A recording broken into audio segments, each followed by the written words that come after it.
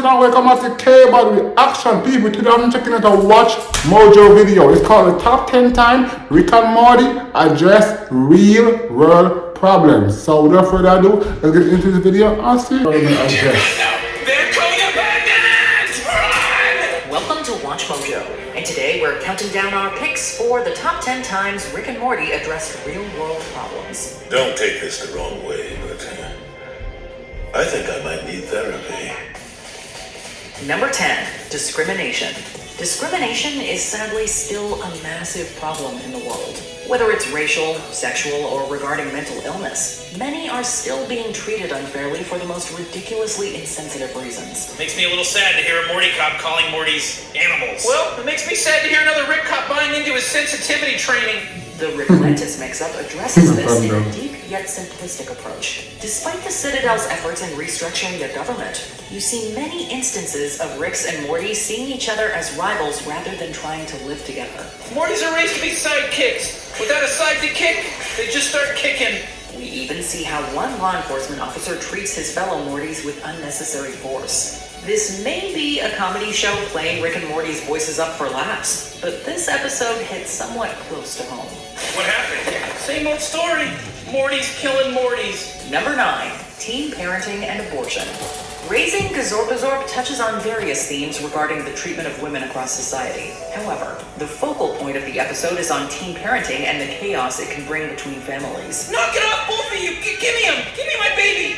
You're both nuts. I'm gonna raise Morty Jr. myself. Morty lets his hormones get the best of him, and he quickly finds himself needing to raise a violent alien known as a Gazorpazorp. I gotta tell you something very important, okay? Killing is bad. Bad. You're just silly, Daddy. No, Morty Jr., I'm being serious, okay? You need to put your energy into something else.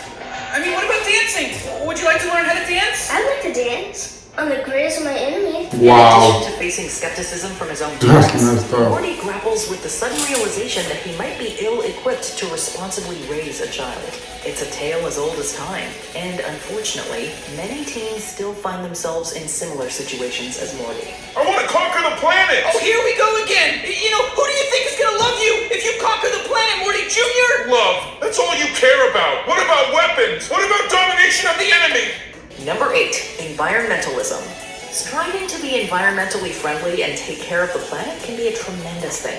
However, a Rick Convenient Mort shows the darker side behind this political topic. They combine the powers of their elemental rings to create me, Planetina, conservationist super person. There's only one solution for Earth's pollution.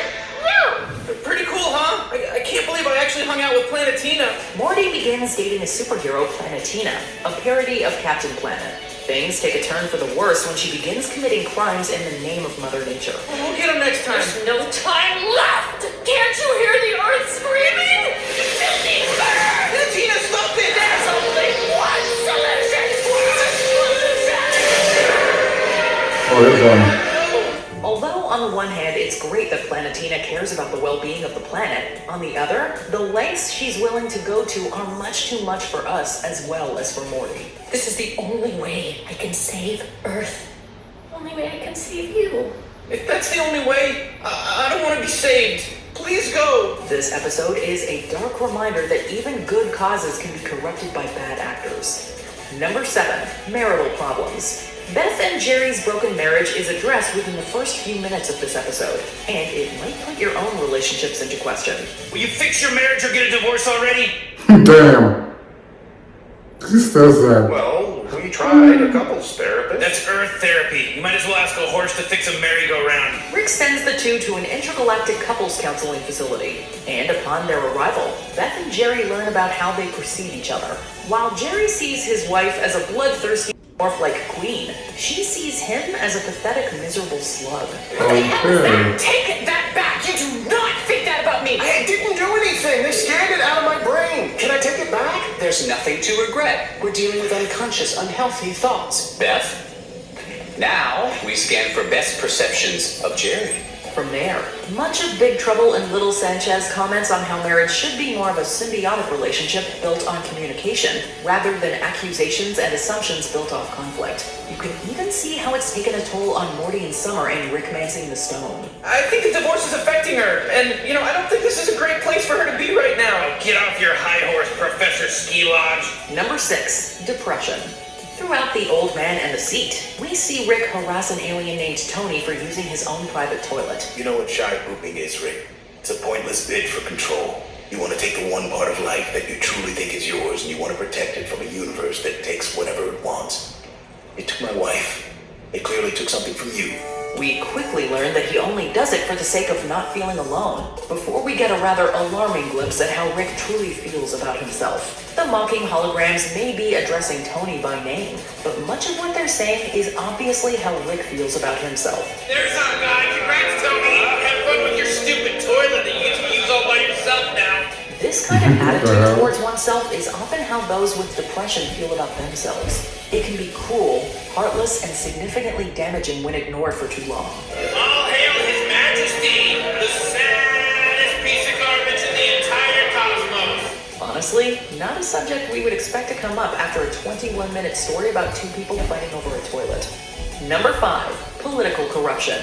Though it's often a theme across a multitude of media, the commentary on political corruption is present in a few episodes. I am selling New York to France and giving all of the money to Congress. Now that's how you do it? He became president today. From the president's petty feud with Rick to the rise of evil Morty, there have been several instances where folks at the top abuse their power to fulfill their own agendas regardless of how many lives it may cost. A speech about politics, about order, brotherhood, power. But speeches are for campaigning.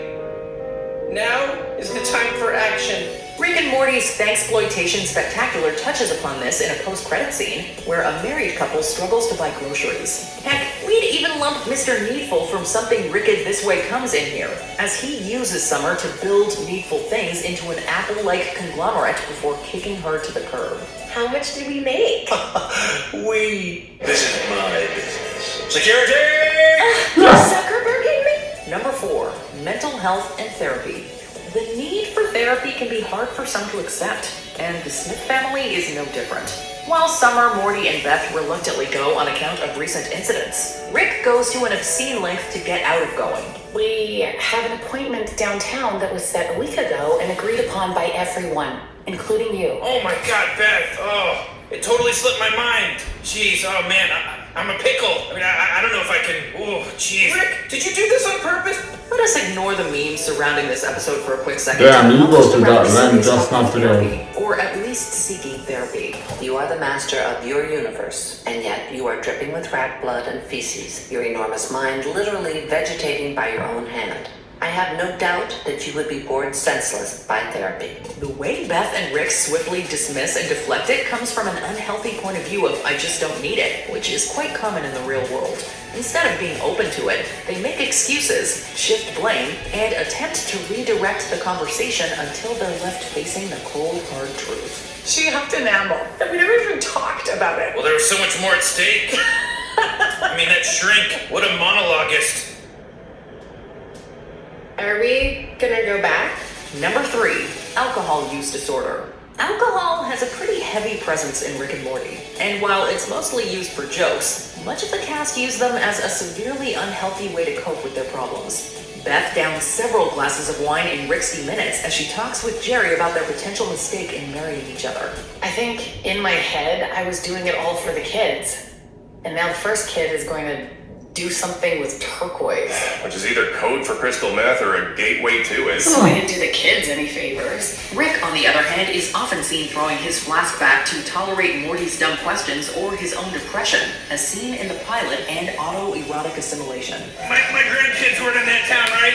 Are my grandkids alive? My drink is empty. It isn't until the first episode of season 7 when Rick finally started taking care of his problems. All it took to get the ball rolling was an intervention for Mr. Poopy Butthole, and finally getting Rick Number 2, relationship toxicity and guilt. We could have shoved Beth and Jerry into this category, but we really want to focus on Rick and Unity here.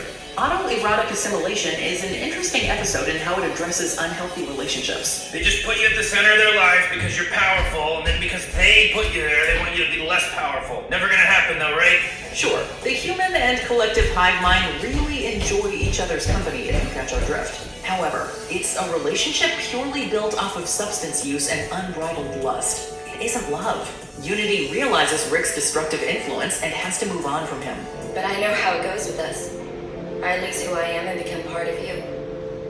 Because in a strange way, you're better at what I do without even trying. Yours, and nobody else's. Unity. It brings Rick to arguably his lowest point in the show. Later, in Air Force One, Rick and Unity are able to come to an understanding. You can hang out if you want. Come see the kids. I trust you now. That's nice, but I don't trust you. Fair enough. Before we continue, be sure to subscribe to our channel I don't and ring the trust bell to you. get notified about our latest You just videos. said fair enough. You have the option to be like notified of basically- additional videos or all of them. If you're on your I don't know, phone, you make have to sure trust you me. go into your settings and switch on notifications. Number 1, existential crises and confronting mortality. This is perhaps the darkest and most brutally honest moment Rick and Morty has seen in the entire show's runtime. Just before Summer can run away, Morty stops her and reveals that he is not her brother, but a Morty from another dimension where the world got harm and burned. We bailed on that reality and we came to this one. Because in this one, the world wasn't destroyed. And in this one, we were dead. So we came here and we buried ourselves and we took their place. He delivers an honest truth that many struggle to accept today. Nihilistic? Yes, to some degree.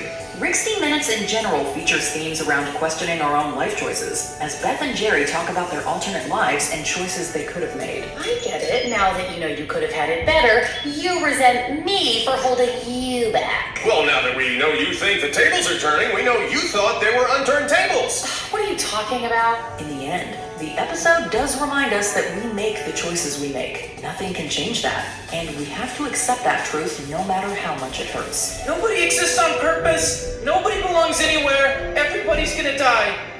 Come watch TV. What aspect of Rick Come and watch Morty's commentary TV. surprised you the most? Did it make our list? That was a dope little video from Watch Mojo. Let me know what you think about my reaction in the comment section down below. Until next time, like, comment, share, and most definitely subscribe, and I'll catch you in the next one.